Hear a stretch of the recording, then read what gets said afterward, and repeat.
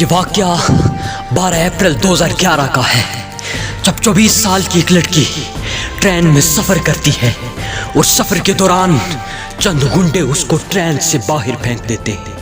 وہ لڑکی چلتی ٹرین کے ساتھ جا کر ٹکراتی ہے اور ریلوے ٹریک پر گر جاتی ہے۔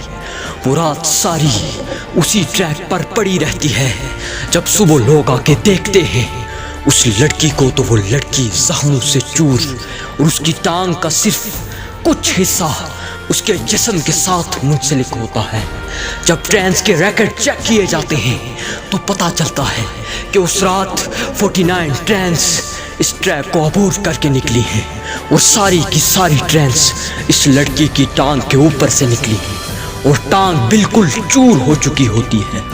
جب اس لڑکی کو ہاسپٹل پہنچایا جاتا ہے، ڈاکٹرز کہتے ہیں کہ اس لڑکی کا آپریشن ممکن نہیں کیونکہ ہمارے پاس بے ہوشی کے انجیکشن موجود نہیں ہیں۔ وہ لڑکی اس وقت بھی آنکھیں بند کر کے کہتی ہے کہ مجھے اسی وقت آپریٹ کر دیا جائے، بے ہوشی کے انجیکشن نہ لگائے جائے۔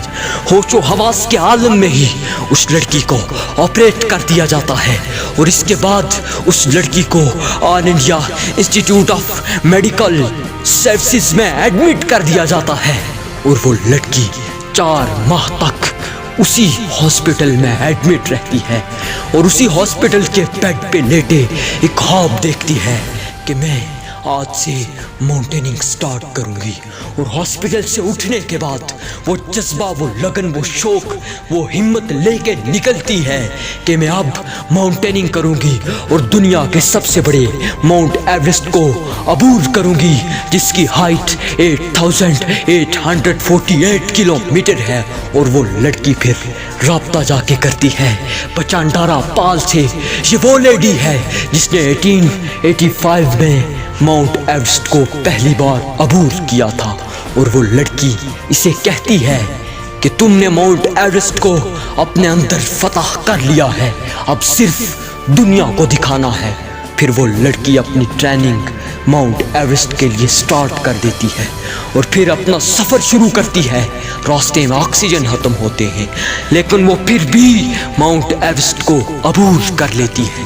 وہ جذبہ، وہ شوق اسے وہاں تک لے کے جاتا ہے اور وہاں پر اپنا جھنڈا گاڑ کے وہ لڑکی دم لیتی ہے اور کہتی ہے کہ میری ویڈیوز شوٹ کی جائیں، میرے فوٹو شوٹ کیے جائیں۔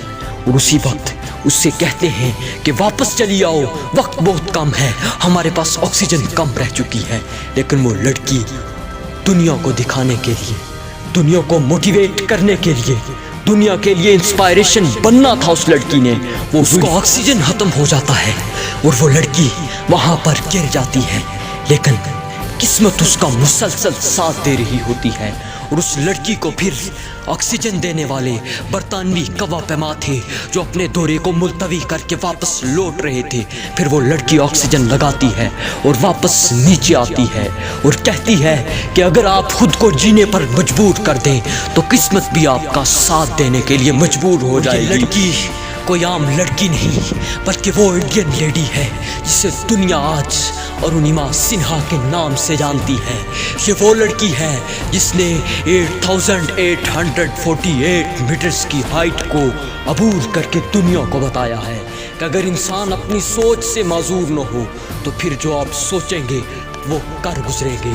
اور سب سے بڑی موٹیویشن، سب سے بڑی تحریک آپ کے اندر ہوتی ہے۔ اگر آپ کچھ کر گزرنے کے لیے ٹھان لیتے ہیں تو پھر وہ آپ کر گزرتے ہیں۔ Motivations signing off.